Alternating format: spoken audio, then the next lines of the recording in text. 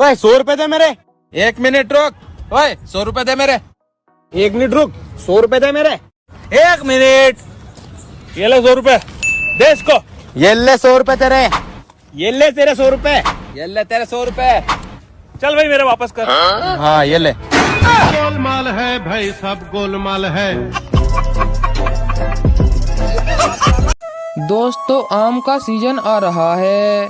अब कुछ लोग आम को इस तरह खाएंगे कि गुठलियां भी शर्मा कर बोलेंगी। छोड़िए ना जी, सब लोग बाहर देख रहे हैं।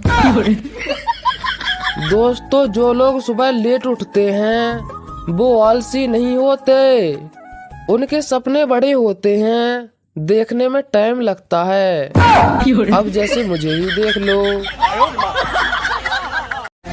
मुझे इग्नोर मत किया करो क्योंकि मेरा छोटा सा दिल तुरंत गालियां देने लगता है।